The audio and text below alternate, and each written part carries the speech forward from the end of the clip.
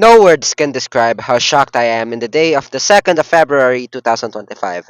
I was just lying in my bed wasting my day, and then something big happened. It was over. Everyone knew this is the most shocking event in NBA history, and certainly the end of the Dallas Mavericks. Everything about it is simply stupid. The reasoning, defense wins championships, the endless meltdowns of the Mavericks front office in social media. For those that thought there's a light at the end of this, they'll find out soon enough how wrong they are. I mean, at the time, there is hope. There is a light at the end of this. Despite the asteroid level extinction this brought to the fan base, the team on paper is still very good. In fact, there are some who are delusional enough to think they will actually win the trade. Anthony Davis and Kyrie Irving are a good fit, and they have the supporting cast to help them win a lot of games. Need defense? There's the backcourt of Derek Lively and Daniel Gafford. Need scoring?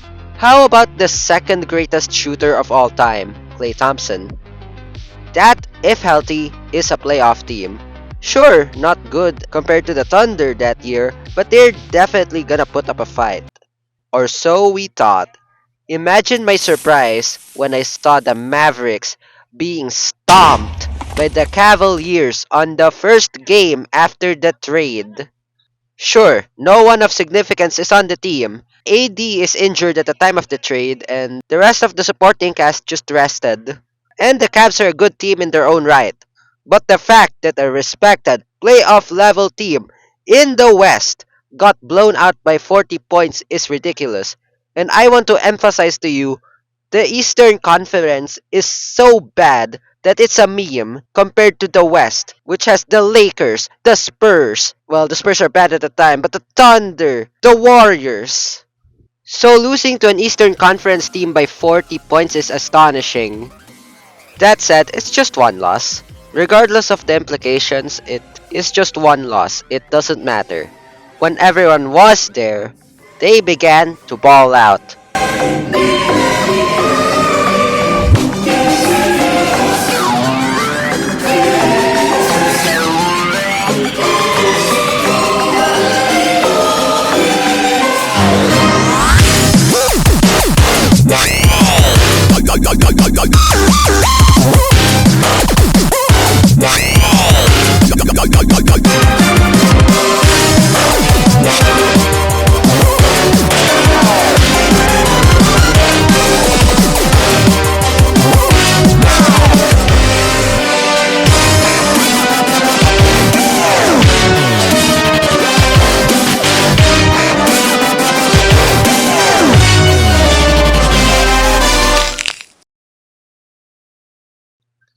Ouch!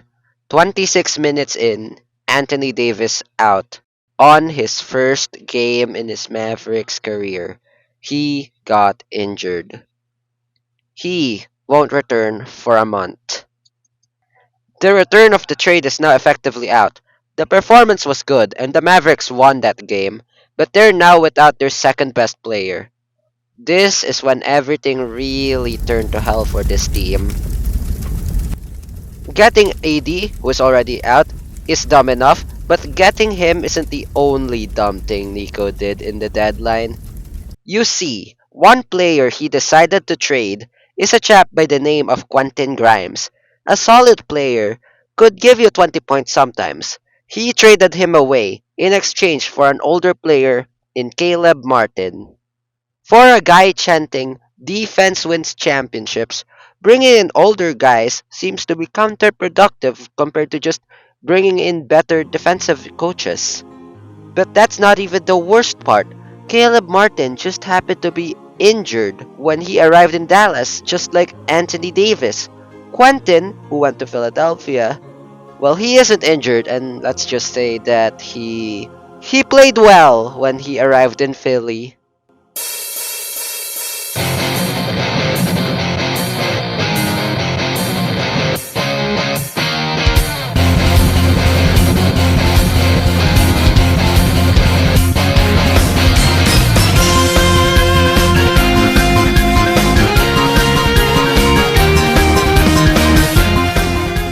Replacing a young player with an old injured one is a massive insult to the younger player, and what you get is a massive return on investment for the team that traded for the younger player. Speaking of injuries, boy, did Dallas have a lot of it. Remember the time when I said, when healthy? Throw that in the trash because for the next 2 weeks, one of the worst injury spells in NBA history began.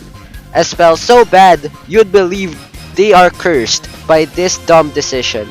All of these players in the screen are out within a span of 2 weeks.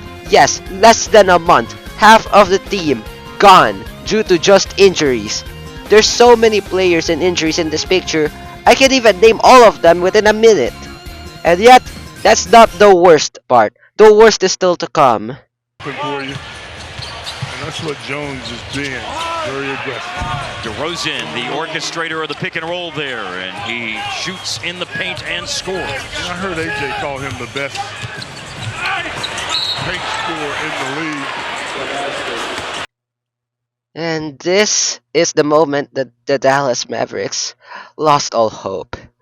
Kyrie Irving being hit with one of the worst injuries in sports definitely stung. It closed whatever hope Dallas had of making the playoffs. It's so over. Or was it over? Anthony Davis eventually came back to the team, and hope returned somewhat. Dallas ended the season 39-43, enough to get them the 10th seed and a spot in the play-in. That alone is astonishing, as once Kyrie fell down with the ACL tear, the Mavericks looked like they are about to fall off the play-in race. That said, they still need to win 2 games to actually get in the playoffs, and in the first game against the Sacramento Kings, they did win, but in their second game versus the Grizzlies, they lost. But that's not the worst part. Them not being part of the playoffs barely is not the worst part of that defeat.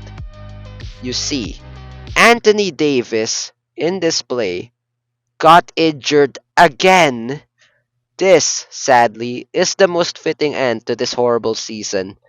A season where people predicted at worst a second round exit has ended with injuries, just as Nico deserved. And all this time, while I'm talking about a trade, I haven't mentioned a particular player so far this entire video.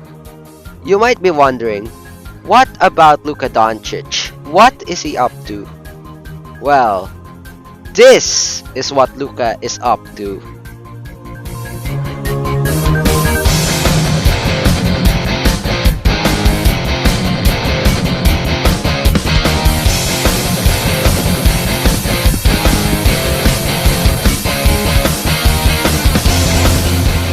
Yes, going out in the first round is concerning. Yes, they lost in embarrassing fashion. But it doesn't matter. They won. A lot. At first he struggled against pitiful competition, even losing to the eventual worst record in the NBA, the Utah Jazz. But after he acclimated to the conditions, the Lakers began to win. To whom? Well, I'm glad you asked. The Lakers kryptonite Nikola Jokic and the Denver Nuggets, the eventual champions and a 6-8 win team OKC Thunder, and many more teams.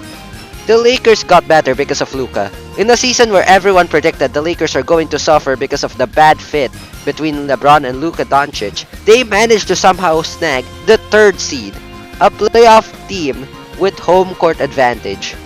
Even funnier, the Lakers team turned out to be one of the better defensive teams in the NBA that season.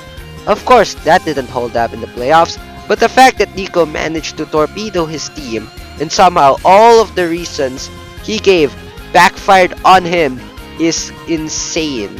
It's surprising then that Nico continued to insult Luka not only on the way out, but even as he is already out and enjoying himself in LA.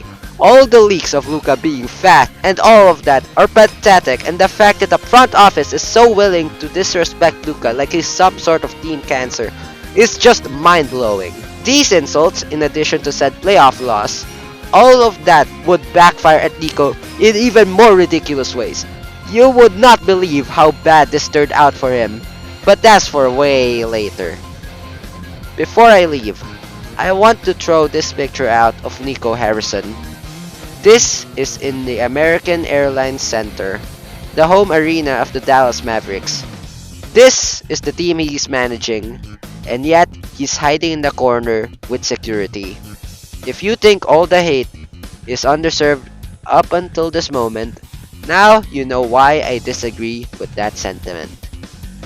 See you next time.